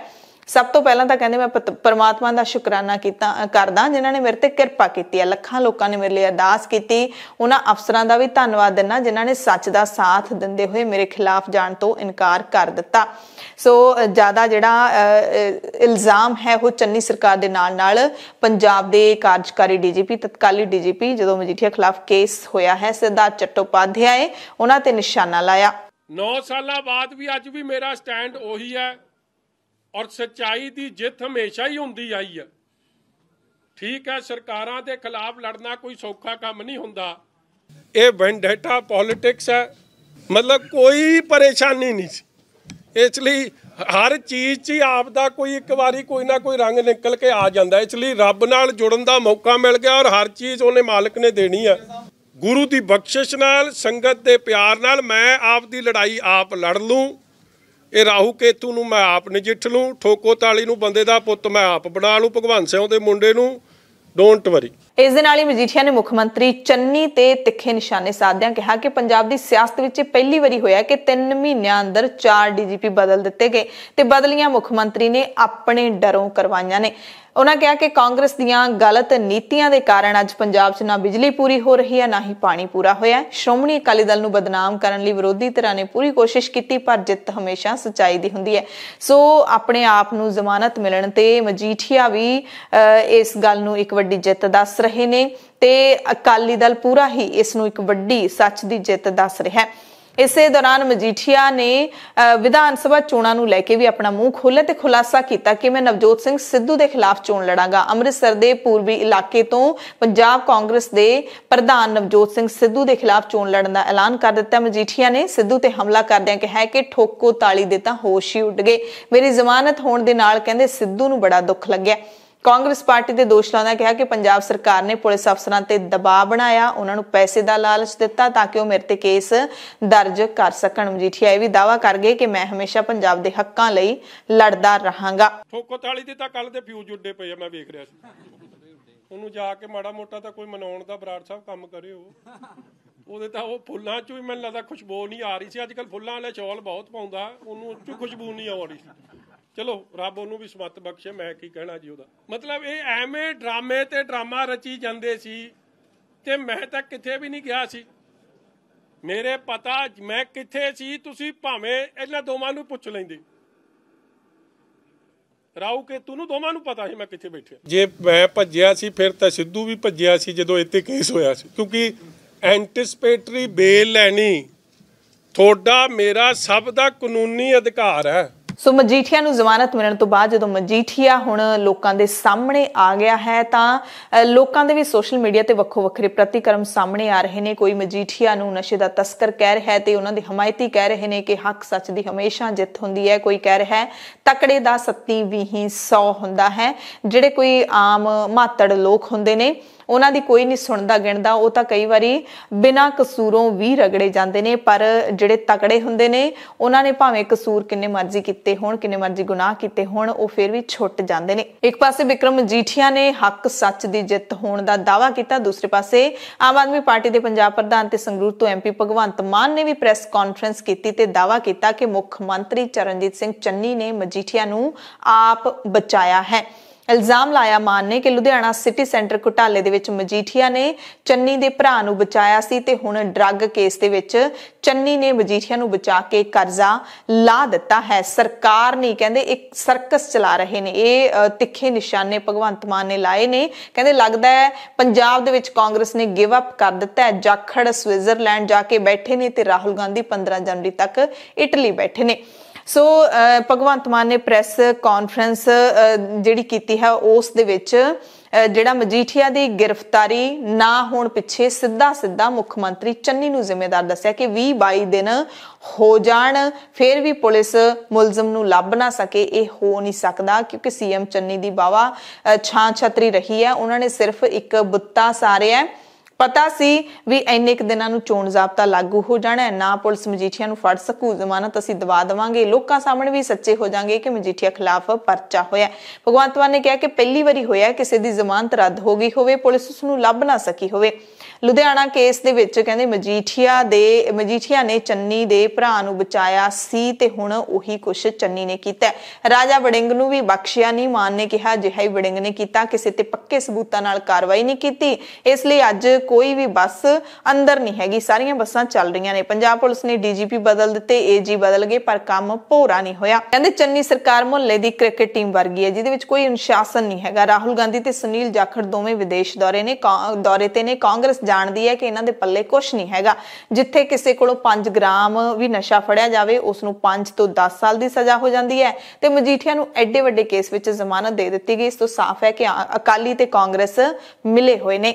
ਵਿਕਰਮਜੀਤ ਮਜੀਠੀਆ ਕੋਲ ਚੰਨੀ ਸਾਹਿਬ ਗਏ ਸੀ ਆਪਣੇ ਭਰਾ ਨੂੰ ਬਚਾਉਣ ਲਈ, ਕਿਉਂਕਿ ਉਹਨਾਂ ਦਾ ਨਾਮ ਸਿਟੀ ਸੈਂਟਰ ਘੁਟਾਲਾ ਲੁਧਿਆਣੇ ਦੇ ਵਿੱਚ ਨਾਮ ਸੀਗਾ। ਇਹ ਗੱਲ ਵਿਕਰਮਜੀਤ ਮਜੀਠੀਆ ਜੀ ਨੇ ਬੋਲੀ ਵੀ ਹੋਈ ਹੈ ਉੱਥੇ ਵਿਧਾਨ ਸਭਾ 'ਚ, ਔਨ ਰਿਕਾਰਡ ਹੈ ਕਿ ਉਦੋਂ ਤੁਸੀਂ ਮੇਰੇ ਚੱਕਰ ਕੱਢਦੇ ਹੁੰਦੇ ਸੀ। ਸੋ ਉਹਨਾਂ ਨੇ ਜਿਹੜਾ ਅਹਿਸਾਨ ਕੀਤਾ ਚਰਨਜੀਤ ਚੰਨੀ ਜੀ ਤੇ ਕਿ ਉਹਨਾਂ ਦੇ ਭਰਾ ਨੂੰ ਬਚਾਇਆ ਸਿਟੀ ਸੈਂਟਰ ਵਾਲੇ ਘੁਟਾਲੇ ਚੋਂ, ਤਾਂ ਫਿਰ ਉਹਦਾ ਕਰਜ਼ਾ, ਉਹਦਾ ਨਿਉਂਦਾ ਜਿਹੜਾ ਉਹ ਵਾਪਸ ਮੋੜਿਆ ਚਰਨਜੀਤ ਚੰਨੀ ਨੇ ਵਿਕਰਮਜੀਤ ਮਜੀਠੀਏ ਨੂੰ ਝੂਠੀ ਮੁੱਠੀ ਇੱਕ ਪਰਚਾ ਪਾ ਕੇ ਉਹ ਤੋਂ ਬਾਅਦ ਉਹਨੂੰ ਐਂਟੀਸਪੇਟਰੀ ਬੇਲ ਦਿਵਾਉਣ ਦਾ ਮੌਕਾ ਦੇ ਕੇ ਚੰਨੀ ਔਰ ਪ੍ਰਕਾਸ਼ ਸਿੰਘ ਬਾਦਲ ਹੋਰਾਂ ਨੇ ਵਿਕਰਮਜੀਤ ਮਜੀਠੀਆ ਹੋਰਾਂ ਨੇ ਮਿਲ ਕੇ ਜਿਹੜੀ ਖੇਡ ਖੇਡੀ ਹੈ, ਇਹ ਜਨਤਾ ਦੀਆਂ ਅੱਖਾਂ 'ਚ ਧੂੜ ਪਾਉਣ ਵਾਲੀ ਗੱਲ ਹੈ। ਪਰ ਜਨਤਾ ਬਹੁਤ ਸਿਆਣੀ ਹੈ, ਉਹ ਸਭ ਸਮਝਦੀ ਹੈ। ਹੁਣ ਤਾਂ ਲੋਕਾਂ ਨੂੰ ਪਹਿਲਾਂ ਹੀ ਪਤਾ ਲੱਗ ਜਾਂਦਾ ਹੈ ਕਿ ਕੁਝ ਨਹੀਂ ਹੁੰਦਾ, ਤੁਸੀਂ ਬਾਹਰ ਆਏ ਲੋ।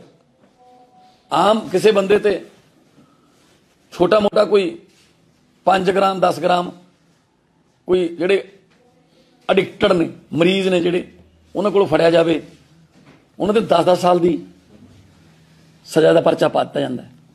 ਇੱਥੇ ਜਿਹੜੇ ਵੱਡੇ ਸਪਲਾਇਰ NDPC ਦੇ ਬਹੁਤ ਜ਼ਿਆਦਾ ਘਾਤਕ ਜਿਹੜੇ ਧਾਰਾਵਾਂ ਲੱਗੀਆਂ ਤੇ ਉਹਦੇ ਚੋਂ ਬੇਲ ਲੈ ਲਈ।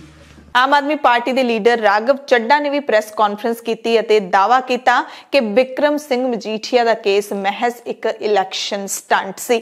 ਇਸ ਬਾਰੇ ਉਹਨਾਂ ਨੇ ਕਿਹਾ ਕਿ FIR ਬਾਦਲ ਅਤੇ ਚੰਨੀ ਸਰਕਾਰ ਦਾ ਇੱਕ ਨਾਟਕ ਸੀ। ਅਸੀਂ ਪਹਿਲਾਂ ਹੀ ਕਿਹਾ ਸੀ ਕਿ ਚੰਨੀ ਸਰਕਾਰ ਹੀ ਮਜੀਠੀਏ ਤੇ ਕੇਸ ਕਰੇਗੀ, ਫਿਰ ਉਹ ਜ਼ਮਾਨਤ ਦੇ ਲਈ ਵੀ ਮਦਦ ਕਰੇਗੀ। ਅਜਿਹਾ ਹੀ ਹੋਇਆ ਹੈ। ਰਾਘਵ ਚੱਡਾ ਨੇ ਤਾਂ ਇਹ ਵੀ ਦਾਅਵਾ ਕੀਤਾ ਹੈ ਕਿ ਚੰਨੀ ਸਮੇਤ ਹੋਰ ਕਈ ਕਾਂਗਰਸੀ ਲੀਡਰਾਂ ਨੂੰ ਪਤਾ ਸੀ ਕਿ ਮਜੀਠੀਆ ਕਿੱਥੇ ਹੈ ਤੇ ਪਟਿਆਲਾ ਇਲਾਕੇ ਦੇ ਵਿੱਚ ਅਖਬਾਰਾਂ ਦੇ ਵਿੱਚ ਜਿਹੜੇ ਪੈਂਫਲੇਟ ਪਾ ਕੇ ਲੋਕਾਂ ਨੂੰ ਵੰਡੇ ਗਏ ਸੀ, ਜਿਸ ਤੇ ਚੋਣ ਕਮਿਸ਼ਨ ਨੇ ਆਮ ਆਦਮੀ ਪਾਰਟੀ ਨੂੰ ਨੋਟਿਸ ਵੀ ਭੇਜਿਆ। ਉਸ ਬਾਰੇ ਚੱਡਾ ਨੇ ਕਿਹਾ ਕਿ ਇਹ ਪਾਰਟੀ ਦਾ ਕੰਮ ਬਿਲਕੁਲ ਨਹੀਂ ਹੈ, ਇਹ ਲੋਕਾਂ ਦੀ ਆਵਾਜ਼ ਹੈ। ਸਾਰੇ ਪੰਜਾਬ ਦੇ ਲੋਕਾਂ ਵਿੱਚ ਪਿਛਲੀਆਂ ਸਰਕਾਰਾਂ ਪ੍ਰਤੀ ਬਹੁਤ ਗੁੱਸਾ ਹੈ ਤੇ ਹੁਣ ਉਹ ਸਾਨੂੰ ਮੌਕਾ ਦੇਣਾ ਚਾਹੁੰਦੇ ਨੇ। ਪੰਜਾਬ ਕਾਂਗਰਸ ਦੇ ਪ੍ਰਧਾਨ ਨਵਜੋਤ ਸਿੰਘ ਸਿੱਧੂ ਨੇ ਵੀ ਮੰਗਲਵਾਰ ਨੂੰ ਚੰਡੀਗੜ੍ਹ ਪ੍ਰੈਸ ਕਲੱਬ ਦੇ ਵਿੱਚ ਪ੍ਰੈਸ ਕਾਨਫਰੰਸ ਕੀਤੀ। ਨਵਜੋਤ ਸਿੰਘ ਸਿੱਧੂ ਨੂੰ ਵੀ ਬਿਕਰਮ ਮਜੀਠੀਆ ਦੀ ਜ਼ਮਾਨਤ ਬਾਰੇ ਸਵਾਲ ਪੁੱਛਿਆ ਗਿਆ, ਪਰ ਸਿੱਧੂ ਨੇ ਇਸ ਬਾਰੇ ਕੁਝ ਵੀ ਬੋਲਣ ਤੋਂ ਇਨਕਾਰ ਕਰ ਦਿੱਤਾ ਅਤੇ ਮੁੱਖ ਮੰਤਰੀ ਦਾ ਚਿਹਰਾ ਕੌਣ ਹੋਵੇਗਾ ਪੰਜਾਬ ਕਾਂਗਰਸ ਦਾ, ਇਸ ਬਾਰੇ ਵੀ ਸਿੱਧੂ ਨੇ ਕੋਈ ਢੰਗ ਨਾਲ ਜਵਾਬ ਨਹੀਂ ਦਿੱਤਾ। ਉਹਨਾਂ ਨੇ ਕਿਹਾ ਕਿ ਪੰਜਾਬ ਦੇ ਲੋਕ ਤੈਅ ਕਰਨਗੇ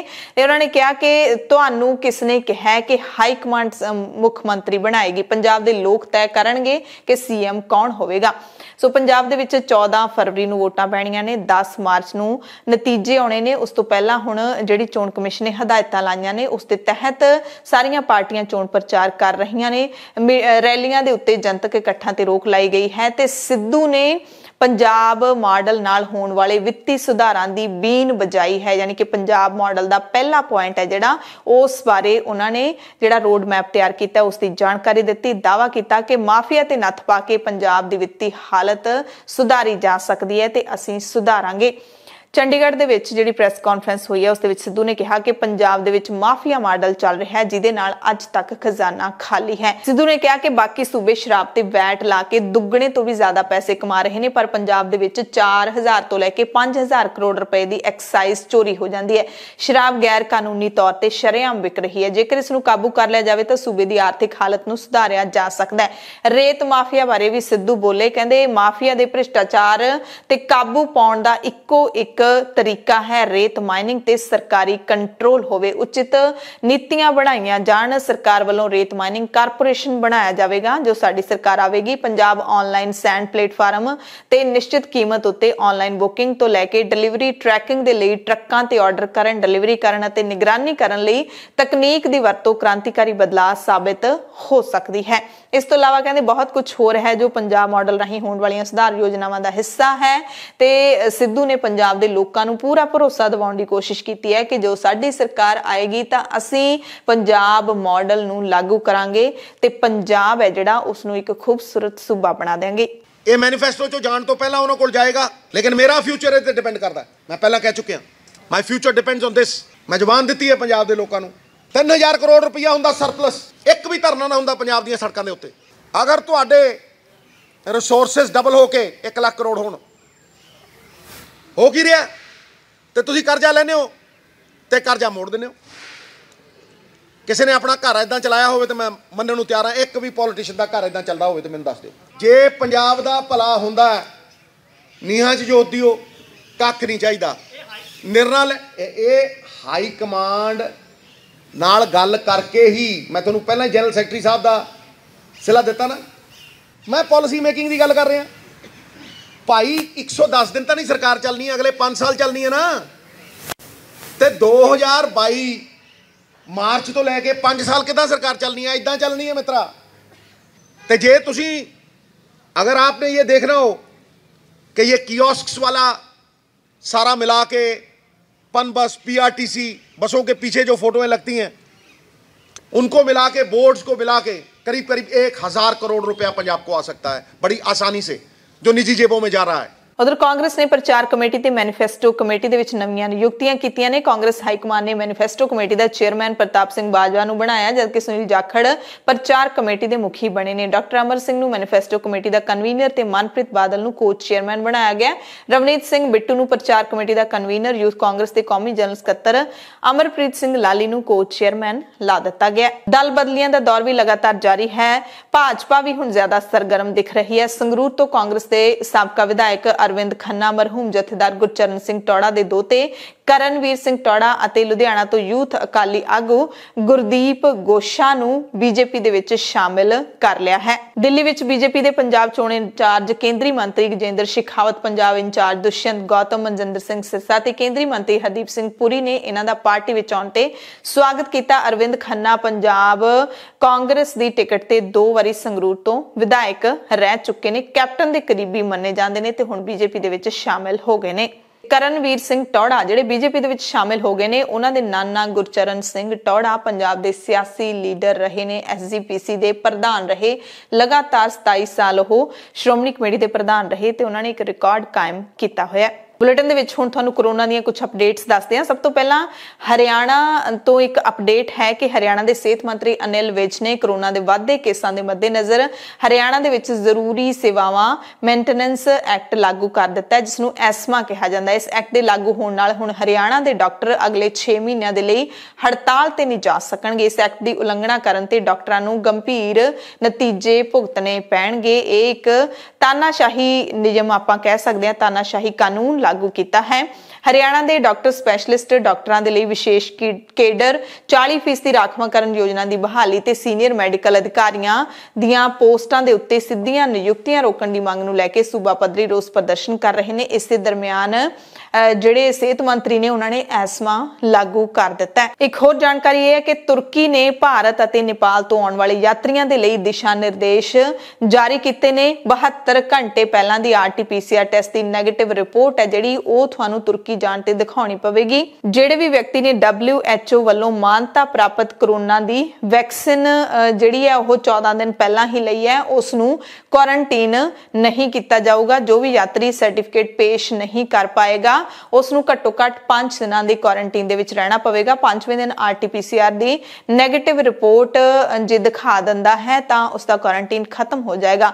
ਜੇ ਟੈਸਟ ਪੋਜ਼ਿਟਿਵ ਆਉਂਦਾ ਹੈ ਉਸ ਤੋਂ ਬਾਅਦ ਜਿਸ ਦਿਨ ਤੋਂ ਕੋਰੋਨਾ ਵਾਇਰਸ ਦੇ ਲੱਛਣ ਆਉਣੇ ਸ਼ੁਰੂ ਹੋਣਗੇ ਉਸੇ ਦਿਨ ਤੋਂ ਕੁਆਰੰਟਾਈਨ ਦਾ ਸਮਾਂ ਸ਼ੁਰੂ ਮੰਨਿਆ ਜਾਏਗਾ। ਘੱਟੋ ਘੱਟ 7 ਦਿਨ ਕੁਆਰੰਟਾਈਨ ਰਹਿਣਾ ਪਵੇਗਾ। 12 ਸਾਲ ਤੋਂ ਘੱਟ ਉਮਰ ਦੇ ਬੱਚਿਆਂ ਦੇ ਲਈ RT-PCR ਟੈਸਟ ਜਾਂ ਫਿਰ ਵੈਕਸੀਨੇਸ਼ਨ ਸਰਟੀਫਿਕੇਟ ਦਿਖਾਉਣਾ ਜ਼ਰੂਰੀ ਨਹੀਂ ਹੈ। ਮੁਲਕ ਦੇ ਵਿੱਚ ਕੋਰੋਨਾ ਦਾ ਜਿਹੜਾ ਬਾਵਾ ਰੌਲਾ ਪਿਆ ਹੋਇਆ ਹੁਣ ਉਹ ਅਪਡੇਟਸ ਤੁਹਾਨੂੰ ਦੱਸ ਦਿੰਦੇ ਹਾਂ। ਦੇਸ਼ ਦੇ ਵਿੱਚ ਓਮਿਕਰੋਨ ਦੇ ਵੱਧਦੇ ਮਾਮਲਿਆਂ ਦੇ ਮੱਦੇਨਜ਼ਰ ਪ੍ਰਧਾਨ ਮੰਤਰੀ ਨਰਿੰਦਰ ਮੋਦੀ ਵੀਰਵਾਰ ਨੂੰ ਸਾਰੇ ਸੂਬਿਆਂ ਦੇ ਮੁੱਖ ਮੰਤਰੀਆਂ ਦੇ ਨਾਲ ਮੀਟਿੰਗ ਕਰ ਸਕਦੇ ਨੇ ਤੇ ਸਾਰੇ ਸੂਬਿਆਂ ਦੇ ਵਿੱਚ ਤਕਰੀਬਨ ਪਾਬੰਦੀਆਂ ਦਾ ਐਲਾਨ ਹੈ ਜਿਹੜਾ ਉਹ ਵੀ ਕਰ ਦਿੱਤਾ ਗਿਆ।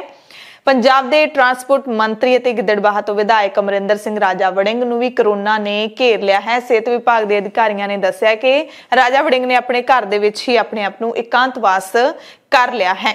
ਪਟਿਆਲਾ ਦੇ ਵਿੱਚ ਜਿਹੜੀ ਰਾਜੀਵ ਗਾਂਧੀ ਲਾ ਯੂਨੀਵਰਸਿਟੀ ਉੱਥੇ ਕਹਿੰਦੇ ਕੋਰੋਨਾ ਦਾ ਬੰਬ ਫੁੱਟਿਆ ਹੈ। ਯੂਨੀਵਰਸਿਟੀ ਦੇ ਰਜਿਸਟਰਾਰ ਸਣੇ 41 ਮੁਲਾਜ਼ਮ ਕੋਰੋਨਾ ਪੋਜ਼ਿਟਿਵ ਪਾਏ ਗਏ ਨੇ ਤੇ ਸਾਰੇ ਕੋਰੋਨਾ ਪੀੜਤ ਨੇ ਉਹਨਾਂ ਨੂੰ ਕੁਆਰੰਟਾਈਨ ਕਰ ਦਿੱਤਾ ਗਿਆ। ਦਿੱਲੀ ਦੀਆਂ 3 ਜੇਲ੍ਹਾਂ ਦੇ ਵਿੱਚ 66 ਕੈਦੀਆਂ ਤੇ 48 ਕਰਮਚਾਰੀਆਂ ਨੂੰ ਕੋਰੋਨਾ ਹੋਣ ਦੀ ਖਬਰ ਹੈ। ਦਿੱਲੀ ਜੇਲ੍ਹ ਦੇ ਡਾਇਰੈਕਟਰ ਜਨਰਲ ਸੰਦੀਪ ਗੋਇਲ ਨੇ ਦੱਸਿਆ ਕਿ ਪੀੜਤਾਂ ਵਿੱਚੋਂ ਕਿਸੇ ਦੀ ਹਾਲਤ ਨਾਜ਼ੁਕ ਨਹੀਂ ਹੈ। ਸੋਮਵਾਰ ਤੱਕ 66 ਕੈਦੀਆਂ ਵਿੱਚੋਂ 42 ਤਿਹਾੜ ਅਤੇ 24 ਮੰਡੋਲੀ ਜੇਲ੍ਹ ਦੇ ਵਿੱਚ ਨੇ। 48 ਕਰਮਚਾਰੀਆਂ ਵਿੱਚੋਂ 34 ਤਿਹਾੜ ਜੇਲ੍ਹ ਦੇ ਨੇ, 8 ਮੰਡੋਲੀ ਜੇਲ੍ਹ ਤੇ 6 ਰੋਹਿਣੀ ਜੇਲ੍ਹ ਦੇ ਅਧਿਕਾਰੀ ਨੇ। ਇਸ ਦੇ ਨਾਲ ਹੀ ਦਿੱਲੀ ਆਫਤ ਪ੍ਰਬੰਧਨ ਕਮੇਟੀ ਨੇ ਨਵੇਂ ਨਿਯਮ ਲਾਗੂ ਕਰ ਦਿੱਤੇ ਨੇ ਜਿਸ ਤਹਿਤ ਦਿੱਲੀ ਸਰਕਾਰ ਨੇ ਮੰਗਲਵਾਰ ਤੋਂ ਯਾਨੀ ਕਿ 11 ਜਨਵਰੀ ਤੋਂ ਸਾਰੇ ਪ੍ਰਾਈਵੇਟ ਦਫ਼ਤਰ ਬੰਦ ਕਰ ਦਿੱਤੇ ਨੇ। ਘਰੋਂ ਕੰਮ ਕਰਨ ਦੀ ਇਜਾਜ਼ਤ ਦਿੱਤੀ ਗਈ ਹੈ। ਹਾਲਾਂਕਿ ਸਾਰੇ ਜ਼ਰੂਰੀ ਕੰਮ ਵਾਲੇ ਦਫ਼ਤਰ ਖੁੱਲੇ ਰਹਿਣਗੇ ਤੇ ਹੁਣ ਇਹ ਨਹੀਂ ਪਤਾ ਕਿ ਗੈਰ ਜ਼ਰੂਰੀ ਕੰਮ ਵਾਲੇ ਦਫ਼ਤਰ ਕਿਹੜੇ ਹੁੰਦੇ ਨੇ। ਸਾਰੇ ਰੈਸਟੋਰੈਂਟ ਵੀ ਦਿੱਲੀ ਦੇ ਵਿੱਚ ਬੰਦ ਕਰ ਦਿੱਤੇ ਗਏ ਨੇ। ਸਿਰਫ ਟੇਕ ਅਵੇ ਦੀ ਮਨਜ਼ੂਰੀ ਹੈ ਜਿਹੜੀ ਉਹੀ ਦਿੱਤੀ ਗਈ ਹੈ। ਉੱਥੇ ਬਹਿ ਕੇ ਨਹੀਂ ਖਾ ਸਕਦੇ ਹੁਣ ਦਿੱਲੀ ਦੇ ਵਾਸੀ ਜਾਂ ਦਿੱਲੀ ਤੋਂ ਬਾਹਰ ਦੇ ਲੋਕ ਰੈਸਟੋਰੈਂਟ 'ਚ ਬਹਿ ਕੇ ਨਹੀਂ ਖਾ ਸਕਦੇ। ਕੋਰੋਨਾ ਵਾਇਰਸ ਦਾ ਟੀਕਾ ਬਣਾਉਣ ਵਾਲੀ ਕੰਪਨੀ ਜਿਹੜੀ ਫਾਈਜ਼ਰ ਹੈ ਉਹ ਹੁਣ ਓਮਿਕਰੋਨ ਦਾ ਟੀਕਾ ਵੀ ਬਣਾਉਣ ਲੱਗ ਪਈ ਹੈ। ਫਾਈਜ਼ਰ ਕੰਪਨੀ ਦੇ ਮੁਖੀ ਨੇ ਕਿਹਾ ਕਿ ਸਾਨੂੰ ਉਮੀਦ ਹੈ ਓਮਿਕਰੋਨ ਵੇਰੀਐਂਟ ਨੂੰ ਨਿਸ਼ਾਨਾ ਬਣਾਉਣ ਵਾਲੀ ਕੋਵਿਡ-19 ਦੀ ਵੈਕਸੀਨ ਮਾਰਚ ਦੇ ਵਿੱਚ ਤਿਆਰ ਹੋ ਜਾਏਗੀ। ਫਾਈਜ਼ਰ ਦੇ ਮੁੱਖ ਕਾਰਜਕਾਰੀ ਅਧਿਕਾਰੀ ਅਲਬਰਟ ਬੋਰਲਾ ਨੇ CNBC TV ਨੂੰ ਦੱਸਿਆ ਹੈ ਕਿ ਕੰਪਨੀ ਪਹਿਲਾਂ ਹੀ ਖੁਰਾਕਾਂ ਤਿਆਰ ਕਰ ਰਹੀ ਹੈ ਕਿਉਂਕਿ ਓਮਿਕਰੋਨ ਦੇ ਮਾਮਲੇ ਲਗਾਤਾਰ ਵੱਧ ਰਹੇ ਨੇ। ਸਰਕਾਰਾਂ ਪਰੇਸ਼ਾਨ ਨੇ, ਲੋਕ ਵੀ ਪਰੇਸ਼ਾਨ ਨੇ, ਇਸ ਕਰਕੇ ਅਸੀਂ ਨਵੀਂ ਵੈਕਸੀਨ ਹੈ ਜਿਹੜੀ ਉਹ ਬਣਾ ਰਹੇ ਹਾਂ। ਪਰ ਇਸੇ ਦਰਮਿਆਨ ਸਭ ਤੋਂ ਵੱਡਾ ਸਵਾਲ ਤਾਂ ਇਹੀ ਖੜਾ ਹੁੰਦਾ ਹੈ ਕਿ ਜਿਹੜੇ ਲੋਕਾਂ ਨੇ 2-2 ਵੈਕਸੀਨ ਲੈ ਲਏ ਨੇ ਕੋਰੋਨਾ ਦੇ ਤਾਂ ਉਹਨਾਂ ਦਾ ਕੀ ਮਤਲਬ ਸੀਗਾ। ਜੇ ਉਹ ਵੈਕਸੀਨ ਲੈਣ ਤੋਂ ਬਾਅਦ ਵੀ ਲੋਕਾਂ ਨੂੰ ਕੋਰੋਨਾ ਹੋ ਰਿਹਾ ਹੈ ਤਾਂ ਆਖਿਰਕਾਰ ਕਿਉਂ ਹੋ ਰਿਹਾ ਹੈ, ਇਹ ਇੱਕ ਵੱਡਾ ਸਵਾਲ ਹੈ। 2-2 ਕੋਰੋਨਾ ਦੇ ਟੀਕੇ, ਉਸ ਤੋਂ ਬਾਅਦ ਬੂਸਟਰ ਡੋਜ਼ ਲੱਗ ਰਹੀ ਹੈ, ਹੁਣ ਉਸ ਤੋਂ ਬਾਅਦ ਓਮਿਕਰੋਨ ਦਾ ਜਿਹੜਾ ਵੈਕਸੀਨ ਹੈ ਉਹ ਆ ਜਾਏਗੀ, ਫਿਰ ਉਹ ਡੋਜ਼ ਲੱਗਣੀ ਸ਼ੁਰੂ ਹੋ ਜਾਏਗੀ, ਉਸ ਤੋਂ ਬਾਅਦ ਕੋਈ ਹੋਰ ਵੇਰੀਐਂਟ ਆ ਜਾਊਗਾ। ਲੱਗਦਾ ਹੈ ਕਿ ਇਹ ਸਿਲਸਿਲਾ ਸ਼ਾਇਦ ਇਸੇ ਤਰ੍ਹਾਂ ਹੀ ਚੱਲਦਾ ਰਹਿਣਾ ਤੇ ਲੋਕਾਂ ਨੂੰ ਹੁਣ ਥੋੜਾ ਜਿਹਾ ਭਰੋਸਾ ਵੀ ਉੱਠ ਗਿਆ ਹੈ ਕਿ ਕੋਰੋਨਾ ਹੈ ਵੀ ਜਾਂ ਫਿਰ ਨਹੀਂ। ਹਾਲਾਂਕਿ ਬਹੁਤ ਸਾਰੀਆਂ ਕਰੋੜਾਂ ਲੋਕਾਂ ਦੀਆਂ ਮੌਤਾਂ ਹੋਈਆਂ ਨੇ ਇਸ ਵਾਇਰਸ ਦੇ ਕਾਰਨ, ਪਰ ਕੈਨੇਡਾ ਦੇ ਵਿੱਚ ਡਾਕਟਰਾਂ ਦੀ ਅਗਵਾਈ ਦੇ ਵਿੱਚ ਕਈ ਡਾਕਟਰ, ਸਾਰੇ ਨਹੀਂ ਅਸੀਂ ਕਹਿ ਰਹੇ, ਪਰ ਕੁਝ ਡਾਕਟਰਾਂ ਦੀ ਅਗਵਾਈ ਦੇ ਵਿੱਚ ਲੋਕ ਵੱਡੀਆਂ ਰੈਲੀਆਂ ਵੀ ਉੱਥੇ ਕੱਢ ਚੁੱਕੇ ਨੇ ਜਿਹੜੇ ਕੋਰੋਨਾ ਨੂੰ ਇੱਕ ਸਕੈਮ ਦੱਸਦੇ ਨੇ। ਤੇ ਇੰਡੀਆ ਦੇ ਵਿੱਚ ਵੀ ਕਈ ਡਾਕਟਰ ਹੈਗੇ ਨੇ ਜਿਹੜੇ ਇਸ ਦਾ ਵਿਰੋਧ ਕਰਦੇ ਨੇ। ਉਹਨਾਂ ਦੇ ਮੁਤਾਬਿਕ ਇਹ ਨਾਰਮਲ ਖੰਘ, ਬੁਖਾਰ, ਜ਼ੁਕਾਮ ਹੈ ਜਿਸ ਦੀ ਆੜ ਦੇ ਵਿੱਚ ਇੱਕ ਵੱਡਾ ਵਪਾਰ ਹੈ ਜਿਹੜਾ ਉਹ ਚਲਾਇਆ ਜਾ ਰਿਹਾ ਹੈ।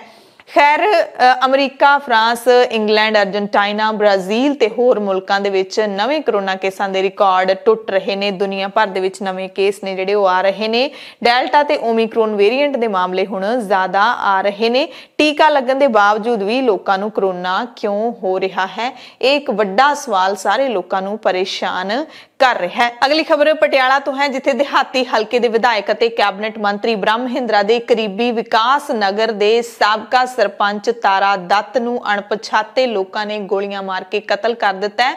ਉਹ ਆਪਣੀ ਨਵੀਂ ਕੋਠੀ ਇੱਥੇ ਬਣਾ ਰਿਹਾ ਸੀ, ਜਿਸ ਦੌਰਾਨ ਉਹ ਮਿਸਤਰੀਆਂ ਨੂੰ ਚਾਹ ਦੇਣ ਦੇ ਲਈ ਆਇਆ ਸੀ। ਇਸ ਦੌਰਾਨ ਘਾਤ ਲਾ ਕੇ ਬੈਠੇ ਕੁਝ ਅਣਪਛਾਤੇ ਵਿਅਕਤੀਆਂ ਨੇ ਉਸ ਤੇ ਗੋਲੀਆਂ ਚਲਾ ਦਿੱਤੀਆਂ। ਤੁਰੰਤ ਬਾਅਦ ਗੰਭੀਰ ਜ਼ਖਮੀ ਹਾਲਤ ਦੇ ਵਿੱਚ ਤਾਰਾ ਦੱਤ ਨੂੰ ਰਜਿੰਦਰਾ ਹਸਪਤਾਲ ਲਿਜਾਇਆ ਗਿਆ, ਪਰ ਕੁਝ ਸਮੇਂ ਬਾਅਦ ਸਰਪੰਚ ਦੀ ਮੌਤ ਹੋ ਗਈ। ਤਾਰਾ ਦੱਤ ਦੇ ਖਿਲਾਫ ਲੜਾਈ ਝਗੜਿਆਂ ਦੇ ਕਈ ਮਾਮਲੇ ਦਰਜ ਸਨ। ਪਿਛਲੇ ਸਮੇਂ ਦੌਰਾਨ ਕਤਲ ਦੇ ਮਾਮਲੇ ਵਿੱਚ ਵੀ ਉਸ ਦਾ ਨਾਮ ਆਇਆ ਸੀ, ਪਰ ਬਾਅਦ ਵਿੱਚ ਪੁਲਿਸ ਨੇ ਉਸ ਨੂੰ ਬੇਗੁਨਾਹ ਕਹਿ ਕੇ ਛੱਡ ਦਿੱਤਾ ਸੀ। ਇਸ ਤਰ੍ਹਾਂ ਪੁਲਿਸ ਵੱਲੋਂ ਭਾਵੇਂ ਮੁਕੰਮਲ ਜਾਂਚ ਕਰਨੀ ਬਾਕੀ ਹੈ, ਪਰ ਮੁੱਢਲੀ ਤਫਤੀਸ਼ ਦੇ ਹਵਾਲੇ ਨਾਲ ਤਰਕ ਹੈ ਕਿ ਕਤਲ ਕਿਸੇ ਪੁਰਾਣੀ ਰੰਜਿਸ਼ ਦਾ ਸਿੱਟਾ ਹੈ। ਤੇ ਬੜੀ ਹੈਰਾਨੀ ਦੀ ਗੱਲ ਹੈ ਕਿ ਕੈਬਨਿਟ ਮੰਤਰੀ ਬ੍ਰਹਮ ਮਹਿੰਦਰਾ ਦਾ ਨੇੜਲਾ ਨਜ਼ਦੀਕੀ ਦੱਸਿਆ ਜਾ ਰਿਹਾ ਹੈ ਸਰਪੰਚ, ਜਿਸ ਦੇ ਖਿਲਾਫ ਕਈ ਮਾਮਲੇ ਦਰਜ ਸਨ, ਜਿਸ ਨੂੰ ਕਤਲ ਕਰ ਦਿੱਤਾ ਗਿਆ। ਅਗਲੀ ਖਬਰ ਤਰਨਤਾਰਨ ਦੇ ਖੇਮਕਰਨ ਤੋਂ ਹੈ, ਜਿੱਥੇ BSF ਦੀ 103 ਬਟਾਲੀਅਨ ਨੇ ਪਾਕਿਸਤਾਨ ਦੀ ਭਾਰਤ ਵਿੱਚ ਨਸ਼ਾ ਭੇਜਣ ਦੀ ਕੋਸ਼ਿਸ਼ ਨਾਕਾਮ ਕਰ ਦਿੱਤੀ ਤੇ ਤੜਕਸਾਰ BOP ਰਾਜੋਕੇ ਤੋਂ 20 ਪੈਕੇਟ ਹੈਰੋਇਨ ਤੇ ਹਥਿਆਰ ਬਰਾਮਦ ਕੀਤੇ। ਇਹਨਾਂ ਵਿੱਚ ਚੀਨੀ ਪਿਸਟਲ, 8 ਕਾਰਤੂਸ, ਇੱਕ ਮੈਗਜ਼ੀਨ ਸ਼ਾਮਿਲ ਹੈ। ਪਾਕਿਸਤਾਨ ਦੇ ਵੱਲੋਂ ਭਾਰਤੀ ਖੇਤਰ ਵਿੱਚ 10 ਪੈਕੇਟ ਕੰਡਿਆਲੀ ਤਾਰ ਦੇ ਭਾਰਤੀ ਇਲਾਕੇ ਦੇ ਵਿੱਚ ਸੁੱਟੇ ਗਏ। ਇਹਨਾਂ ਦਾ ਵਜ਼ਨ 19 ਕਿਲੋ 500 ਗ੍ਰਾਮ ਹੈ ਤੇ ਇਸ ਇੰਨੀ ਹੈਰੋਇਨ ਦੀ ਜਿਹੜੀ ਕੀਮਤ ਹੈ ਉਹ ਇੰਟਰਨੈਸ਼ਨਲ ਬਾਜ਼ਾਰ ਦੇ ਵਿੱਚ 1 ਅਰਬ ਰੁਪਏ ਬਣਦੀ ਹੈ। ਪੰਜਾਬ ਦੀਆਂ ਖਾਸ ਖਬਰਾਂ ਦੇ ਖਾਸ ਬੁਲੇਟਿਨ ਦੇ ਵਿੱਚ ਤੁਹਾਡੇ ਸਭ ਤੋਂ ਇਜਾਜ਼ਤ ਚਾਹੁੰਦੇ ਹਾਂ। ਧੰਨਵਾਦ।